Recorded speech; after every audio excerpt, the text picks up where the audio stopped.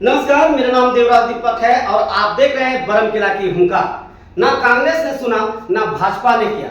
अब जनता खुद लिखेगी विकास की कहानी। क्यों मित्रों, आपको अटपटा जरूर लग रहा होगा, पर बरमकेला की मिट्टी आज सिर्फ फसल नहीं बल्कि सवाल भी उगा रही है। सवाल उन वादों पर जो हर चुनाव में बोए गए लेकिन कभी फसल बनकर नहीं उगी।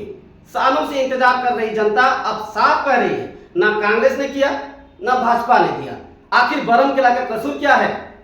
यह कहानी सिर्फ एक क्षेत्र की नहीं बल्कि उस दर्द की है जो हर गली, हर गांव और हर चेहरे पर साफ दिखता है।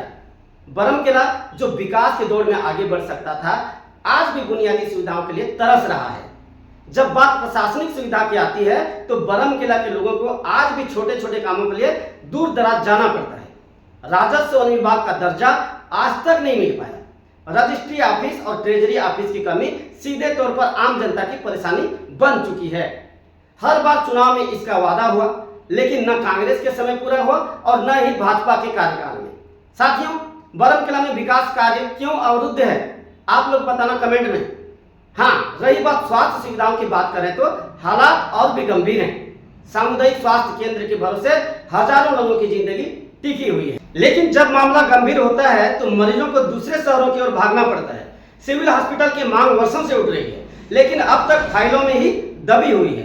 अगर इसके साथ नर्सिंग कॉलेज की स्थापना हो जाए तो यह क्षेत्र के लिए बड़ी उपलब्धि होगी, लेकिन सवाल वही है, कब? युवाओं के सपनों की बात करें तो यहाँ दर्द और गहरा है। पूरे छत्तीसगढ़ के 146 ब्लॉकों में बरमकेला ही ऐसा ब्लॉक है जहां आज तक ITI कॉलेज नहीं खुल पाया। यह सिर्फ एक आंकड़ा नहीं बल्कि उस उपेक्षा का प्रमाण है जो सालों से जारी है। हमने हर बार वोट दिया, हर बार उम्मीद की, लेकिन मिला क्या? ना कांग्रेस ने ITI दिया, ना भाजपा ने। हमारे युवाओं को आखिर कब तक बाहर जाना पड़ेगा?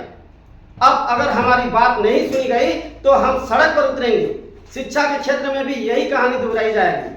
B.Ed और D.Ed कॉलेज की कमी के कारण यहाँ के छात्रों को बाहर जाना पड़ता है। आर्थिक रूप से कमजोर परिवारों के लिए यह एक बड़ा बोझ बन जाता है, जिससे कई सपने शुरू होने से पहले ही खत्म हो जाते हैं।